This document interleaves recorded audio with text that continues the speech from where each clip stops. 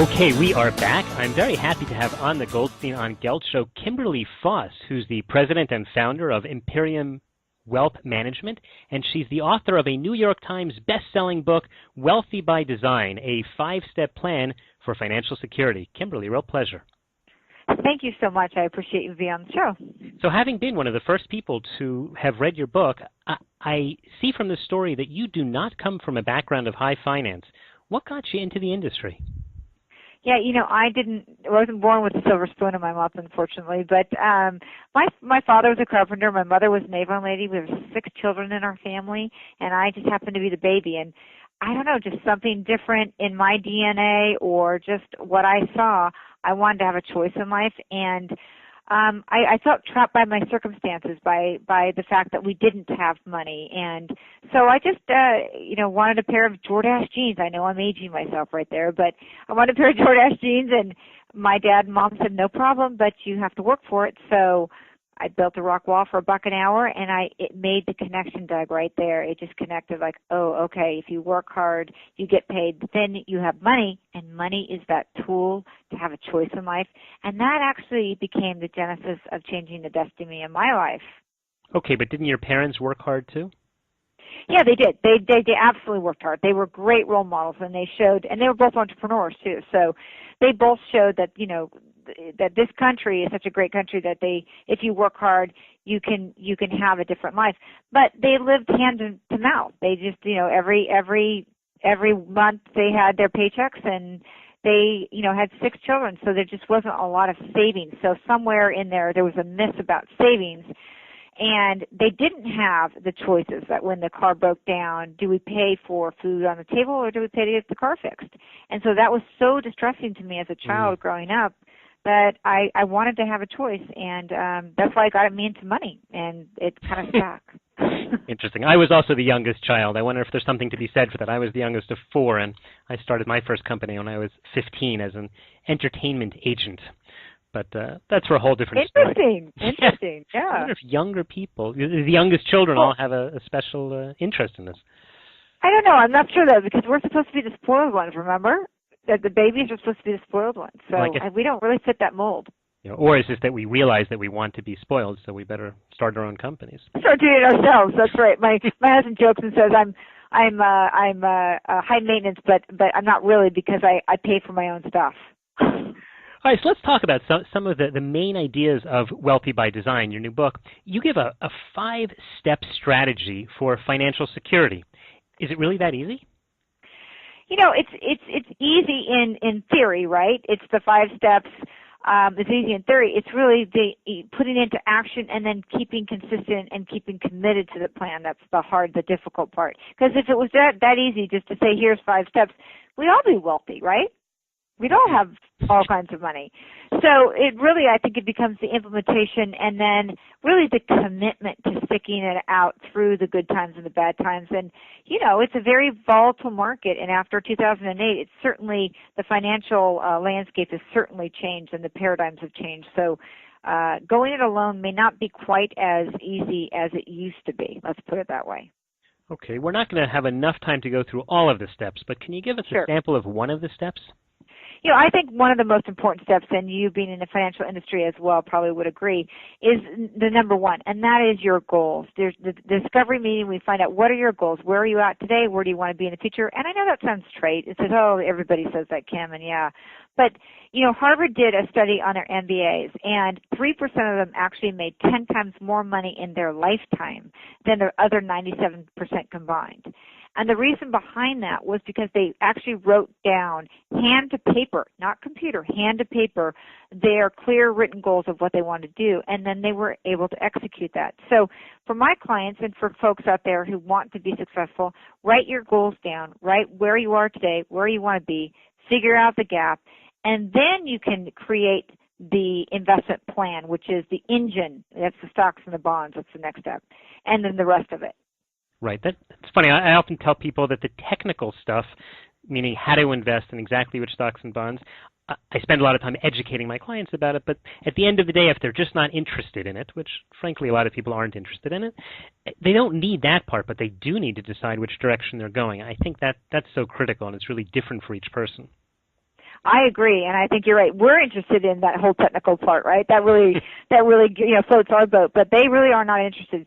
But you need to take if a person's going to do this on their own, and that's where the book helps out, is that they need to transform basically a wish into reality, and they've got to write that down first. And then I think the other step, which is critical, that people fall short on, is the commitment. They actually don't commit, or if they do commit, because a tsunami of 2008 comes in, financial tsunami like that comes in, they abandon their plan, and then they go, well, now what do I do? Mm-hmm. Exactly. We are talking with Kimberly Foss, who is the president of Empyrion Wealth Management and the author of the New York Times best-selling book, Wealthy by Design. She's been talking to us about some of the steps that you need to do, or the way that you need to think about your future in order to be financially successful. In your book, you talk about something you refer to it as hopium, and you talk to people about avoiding that. Can you tell us a little bit about your phrase here? Yeah, I coined that phrase because I watched a lot, especially women, and it's not just women, but a lot of folks, especially after 2008, basically kind of resort to what I call hopium, which is the addiction to that of hope that they win the lottery, or hope that they have enough financial means to when they retire. And, I jokingly say, hopium is not a viable investment strategy. Mm-hmm. So we need to break the hopium habit. And once you do that, then get yourself on a course of being able to invest on a regular and disciplined basis, and make sure that you stay disciplined during those difficult times, which is harder than what it appears to be, even before 2008, and even more so after 2008. But hopium, you gotta own where you're at and where you want to go, and really, break that hopium habit. Mm-hmm. And you're differentiating between hope and dreaming, which is part of the whole goal setting model, right? Right. Dreaming is okay. I mean, dreaming is good because we need to have dreams. You need to have desires. You want to have a better life, right? That's a dream. You want to do something other than what you're doing today, or you want to have choices. That's different than basically saying, okay, I'm not going to open my 401k, or I don't want to look at my investment strategies, or I don't want to look at the debt level that I have and have to deal with it. That's kind of putting your head in the sand and hoping that it'll all go away, if I just don't open the investment or your envelope to your 401k. Yeah, I guess you do have to pay attention to these things. Another topic that you talk about is what you refer to as living by design rather than living by chance. Do you think that given the volatility, not only of the markets, which I think everyone agrees to, but simply the volatility in life, is it possible for people to really design their life? Yeah, I really think it is, because I feel like I'm living proof for that. I could have lived by chance or paycheck to paycheck like my parents and my sisters and brothers, but I chose a different life, and that has to be intentional, and that's why I say this is wealth by intentional design. And it is achievable. And the great thing is, in this country and around the world, you can have wealth by design, and we have the freedom in this country to do that. So there really is no stopping anybody from doing that except for their own limitations. But you can't leave it to speculation, and you can't leave your investment strategy to speculation. You know that. It's the Benson B. or was it the Benson Bauer and Hood study in 1987 said that 97% of the portfolio is due to asset allocation, and only 3% to market timing. Right, that's very true, and I think that certainly people way too often try to figure out that they can outsmart the market. I don't know, do you get that with your clients, that they always think, I just read an article, why don't we buy that stock, right? It's like, well, you think, right. By the time it was written up in Barron's, maybe it's a little bit too late. That's what I try to tell people. And you know what? But people still don't you find this too? People still want to play like they want to feel like they're part of that game. So if you take 5% of the portfolio and you want to play in the stock market, have at it, no problem. Right. But what I don't want you to do is to take 95% of that and put that into that speculative investment, because the odds are it's not going to work out. Well, do you find that with some of your older clients maybe who had been used to high interest rates years ago, and they did their calculations based on getting 4, 5, 6% on bank deposits, now they say, well, obviously they're not getting that. I better do something more risky, because otherwise I simply won't have the money. Yeah, and that's a danger because people want to go more risk. Of course, the market's dictating that they're taking more risk in their portfolio than they really should. And there's going to be another hiccup, and at that time they're going to you don't want to have to re-earn that money at age 60 or 70 years old. You just don't have the time to recoup it.